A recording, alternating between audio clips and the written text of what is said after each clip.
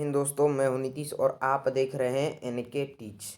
तो आज की इस वीडियो में मैं आप लोग को बताने वाला हूं सोशल साइंस का मोस्ट इम्पोर्टेंट ऑब्जेक्टिव क्वेश्चन। जो भी विद्यार्थी क्लास 10th में है और 2024 का 2024 में बोर्ड एग्जाम की तैयारी कर रहे हैं और एग्ज़ाम देने वाले हैं, तो वो लोग बिना सोचे और समझे इस वीडियो को शुरू से लेकर पूरा अंत तक जरूर देखिएगा, क्योंकि काफ़ी ज़्यादा इम्पोर्टेंट ऑब्जेक्टिव आपको बता रहे हैं जो आपके बोर्ड के लिए बहुत ही ज़्यादा इम्पोर्टेंट है। तो शुरू से लेकर वीडियो को अंत तक देखिए और याद कर लीजिए।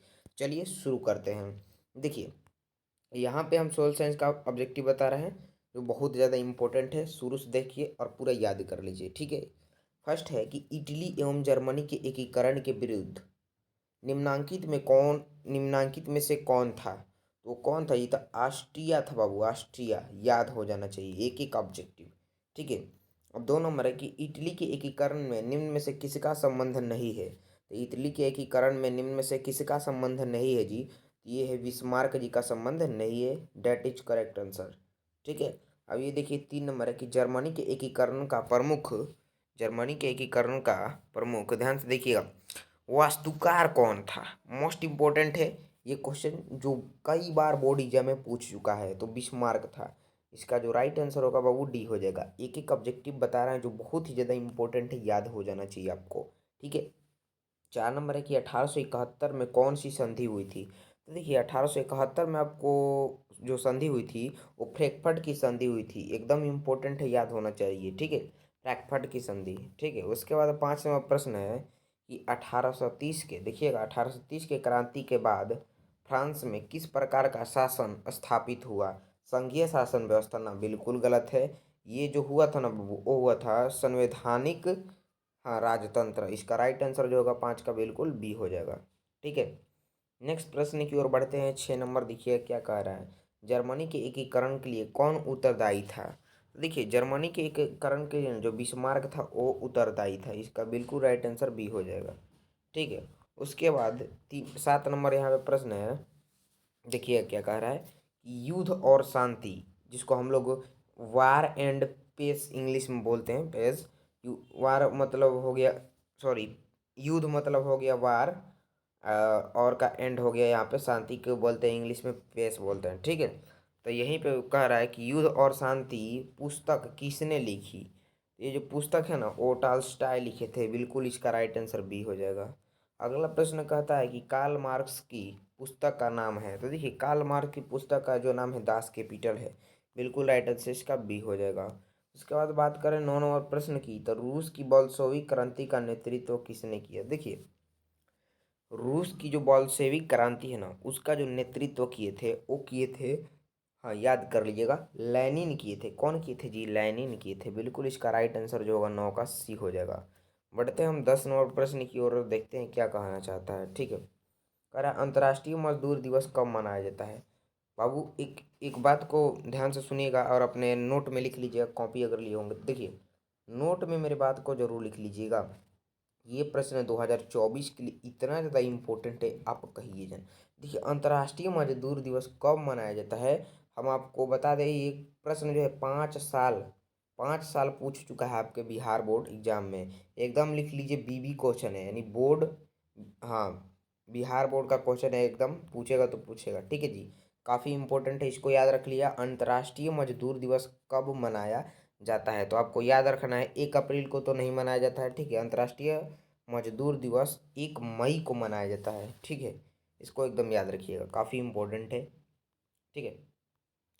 अगला प्रश्न है हमारा 11 नंबर की, किसे समाजवादियों का बाइबिल कहा जाता है? देखिए, समाजवादियों को बाइबिल जानते हैं किसको कहा जाता है? दास कैपिटल को कहा जाता है। देखिए, अक्सर कई बच्चे होते हैं, जानते हैं, ध्यान से सुनिएगा, अक्सर बहुत बच्चे ऐसे हैं जो मतलब ज़्यादातर ध्यान देते हैं मैथ पे, ठीक है। मैथ पे हम देखे हैं, ठीक है, हम देखे हैं तभी बोल रहे हैं। मैथ पे भी ध्यान देते हैं और साइंस पे, हिंदी पे, संस्कृत पे। सोशल साइंस, भैया आपको बता दे, सोशल साइंस कोई पढ़ता ही नहीं है। सोशल साइंस हम खुद देख लिए हैं, सबका नंबर ज़्यादा रहता है, सोशल साइंस में बहुत ही कम रहता है। तो इसलिए सोशल साइंस में ऑब्जेक्टिव में ही सब बच्चे मतलब दगा खा जाते हैं, ठीक है। तो इसलिए जो भी मैं बताता हूँ, हमारे चैनल पर नए हैं तो सब्सक्राइब करके जुड़ जाइए, ठीक है, और लाइक कर दीजिए वीडियो को, ठीक है।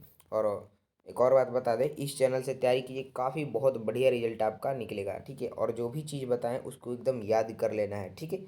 चलिए जी, अब अगला प्रश्न है, किसे समाजवादियों का बाइबिल कहा जाता है? देखिए, दास से कैपिटल को समाजवादियों का बाइबिल कहा जाता है। नेक्स्ट प्रश्न 12 नंबर, वैज्ञानिक समाजवाद की अवधारणा का प्रतिपादन किसने किया? तो ये कौन किए थे बाबू? तो ये कार्ल मार्क्स किए थे, बी इसका राइट आंसर हो जाएगा।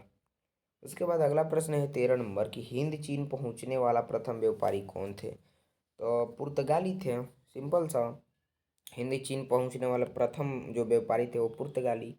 उसके बाद नेक्स्ट 14 नंबर प्रश्न जो है, अंकोरवाट का मंदिर कहाँ स्थित है? देखिए, अंकोरवाट का जो मंदिर है ना, कंबोडिया में है। कभी जाइए कंबोडिया, वहाँ पे आपको अंकोरवाट का मंदिर मिलेगा, काफ़ी मस्त है जी, ठीक है, जाइए कभी। चलिए, तो 14 का राइट आंसर डी हो जाएगा। उसके बाद वो यहाँ पे 15 नंबर है, देखिए ध्यान सुनिएगा। नामक कानून तोड़ने के लिए गांधी जी ने कौन सा स्थान चुना? ये कौन से स्थान चुने थे जी? तो ये दांडी स्थान चुने थे, बिल्कुल इसका राइट आंसर बी हो जाएगा। उसके बाद बाबू यहाँ पे आपका 16 नंबर है, बंगाल का विभाजन कब हुआ? देखिए, बंगाल का जो विभाजन हुआ था ना, वो 1905 ईस्वी में हुआ था, जो इसका राइट आंसर बिल्कुल सी हो जाएगा। और एक और बात याद रखिएगा, जन्म ईस्वी वाला प्रश्न इंपॉर्टेंट होता है, याद कर लीजिएगा, ठीक है। देखिए 17 नंबर, भारतीय राष्ट्रीय कांग्रेस की स्थापना कब हुई? तो देखिए, भारतीय राष्ट्रीय कांग्रेस की स्थापना 1885 ईस्वी में हुई थी, याद होना चाहिए आपको। 18 नंबर है, सेफ्टी लैंप का आविष्कार किसने किया? सेफ्टी लैंप का आविष्कार जो किए थे, हम्फ्री डेवी किए थे, ठीक है, हम्फ्री डेवी ने। 19 से Tata iron and steel company की स्थापना की है? देखिए, Tata iron and steel company की स्थापना की है, तो ये मतलब कौन की, मतलब कब हुई, की है, की गई, कब की गई, ठीक है। 1907 में की गई, याद रखिएगा। ये लास्ट प्रश्न है, ठीक है। देखिएगा, गोलघर का निर्माण कब हुआ? तब वो आपको याद होना चाहिए, गोलघर का जो निर्माण हुआ था 1786 ईस्वी में हुआ था, याद कर लेना आपको, ठीक है। ये अपने दोस्त से भी पूछ दीजिएगा तो उसको नहीं पता होगा कि गोलघर का निर्माण कब हुआ था, 1786 ईस्वी में। गोलघर कहाँ, यहाँ से ऑब्जेक्टिव पूछ देगा, गोलघर कहाँ अवस्थित है? तो गोलघर कहाँ अवस्थित है जी? पटना है, ठीक है। चलिए, तो ये इसमें आप लोगों को सोशल साइंस का हमने 20 total most important objective question बताया है, जो आपके बोर्ड एग्जाम के लिए 2024 में जो भी छात्र एग्जाम देंगे उसके लिए काफ़ी ज़्यादा इम्पोर्टेंट है। तो एक एक ऑब्जेक्टिव आपको याद हो कर लेना है, ठीक है। तो जो भी बच्चे तैयारी करना चाहते हैं और आपको वीडियो अच्छा लगे तो वीडियो को लाइक कर दीजिए, और हमारे इस चैनल पर नए हैं तो सभी लोग सब्सक्राइब कर लीजिए चैनल को, ठीक है। और ज़्यादा से ज़्यादा इस वीडियो को शेयर कीजिए और एक ज़रूर कमेंट कीजिएगा, ठीक है। तो चलिए, मिलते हैं नेक्स्ट वीडियो में, तब तब के लिए जय हिंद, जय भारत।